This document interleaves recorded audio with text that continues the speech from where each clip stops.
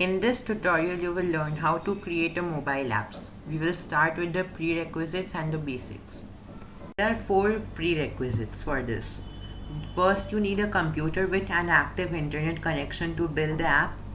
Then you need an Android mobile with internet connection to install your app. Then you also need a web browser in your mobile as well as your computer, and you need a QR code scanner. To get started with app development, you need to open any web browser on your computer to develop your app. So for this I am using Google Chrome. You may use any other browser you wish. Then after, go to the search bar and type MIT App Inventor. MIT App Inventor. Here you will see the URL appinventor.mit.edu. The platform we are going to use is called MIT App Inventor. It is managed by MIT, one of the most prestigious institutes in the world. So click on this link, and now when this page loads, you will see an option on top, an orange button labeled Create Apps. Click on that orange button. So you will see something like this will open over here. Initially, when the screen opens, you will see Welcome to App Inventor, this thing. Click on Continue. There will also be a terms of use and privacy policy things. You just need to click on Accept. Then once you have accepted those terms and conditions, you will see a tutorial screen. Here, why you can't see it, because I've already created a few apps before. That comes only on first time registration. So just close the tutorials because you can access them anytime later. So you will see when you start this thing, you will see no project over here. So when you see no project over here, you click on the top Start New Project. This starts a new app. So you can name what app you want to. You can name your app now. So for example, you can name anything, like you can name First App. Then click on OK. You can also press enter key if you want. This will take some time to load, but once it is loaded, you will see this thing is your app making interface. Here you can see a phone which represents your actual phone on which this app is going to run. This here is the palette. It has many drawers. There's a viewer where you can see your mobile. There is a component section where if you add some buttons or images, it will show over here. There's a properties window where you can customize the appearance of each button or block. Now MIT App Inventor has 2 parts, designer and blocks. Designer is used when you design something, and blocks you use for the coding part. MIT App Inventor is completely drag and drop. Here you can see on top there are many options: projects, connect, build, settings. If you click on projects, there are many options like my projects. If you click on my projects, you will be able to see all the projects that you have created till now. You can click on any project. There are options like start new project to start a new project. Import project apps means if you have already created an app, you can import it here and edit it. Then there's also a move to trash option, means delete it. There are save project and checkpoint options, etc. This connect menu is used to test your app. This build menu is used to install your app. These settings are for special people.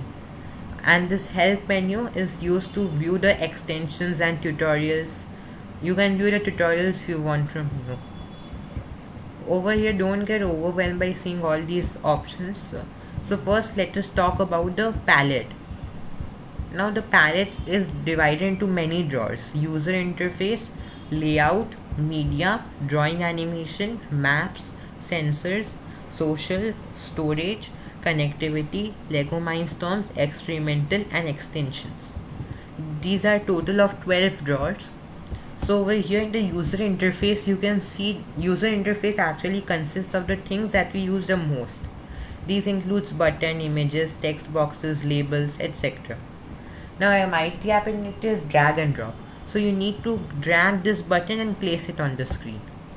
Once you place it on the screen, you will be able to see button 1 component in the component section, where you can see this button with text for button 1 written on it. You can also drag and drop other things. You can drag and drop a text box. By default, its alignment is vertical. Means You can only drag things one below the another. We'll learn how to align them later on. There's also switches, and there are also many other things like images, labels, etc.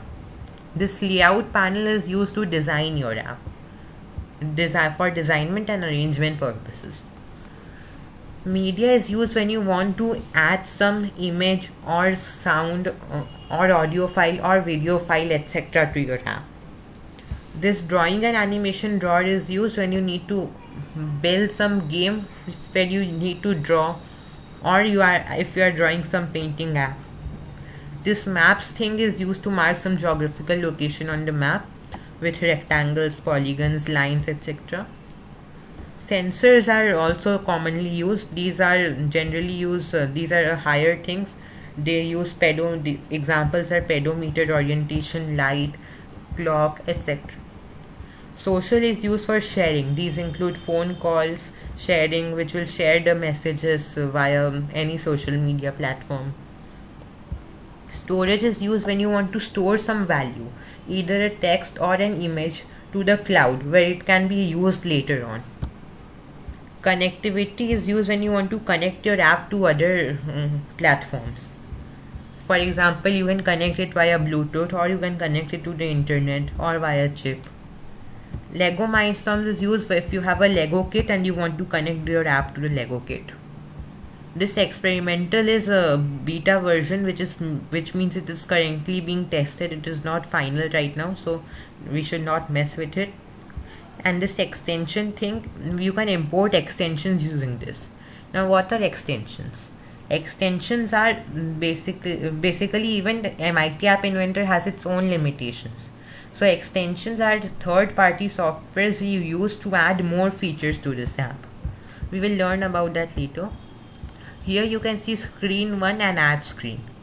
If you click, for now this app only has one screen, which is screen 1. If you click on add screen, you will be able to add other screens to your app. Then this was for the designing section. Now what about the coding part?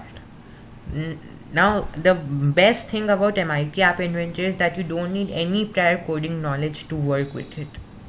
You can click on the block section and everything is in MIT App Inventor is completely drag and drop.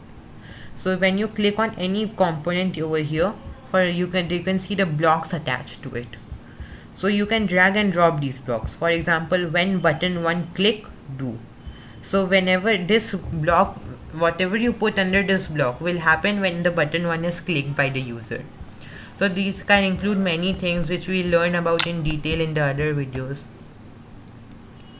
And if you want to delete some block, you can drag and drop it and drag it over here, it will get deleted. If you want to do something else, you want to zoom in the block, you can click on this zoom button, it will zoom in. If you want to zoom out, you can click on the minus button. And if you are lost, you don't know where the home is, you can simply click on this button over here, it will take you to the home page in the middle. These are warnings over here, yellow and red, which appear when you do some wrong code. These help you in debugging things. There are also built-in panels over here like control, logic, math, which are used for various purposes. For example, control is used for if-then purposes. Logic is used to see whether two conditions are matching or not. Math is used for mathematical calculations. Text is used for joining two texts or for a text box.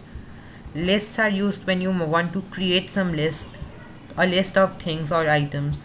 Dictionaries are used when you want to assign two values together. Colors are used for colors, which is simple to mark which color each thing should be.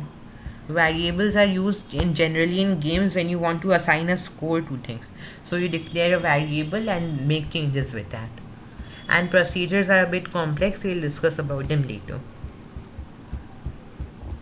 Now, MIT App Inventor also is available in other languages. It's available in lots of languages, so you can choose any of these. It's overall a very good platform for making apps. In the next tutorial, we will learn how to create a basic text-to-speech app.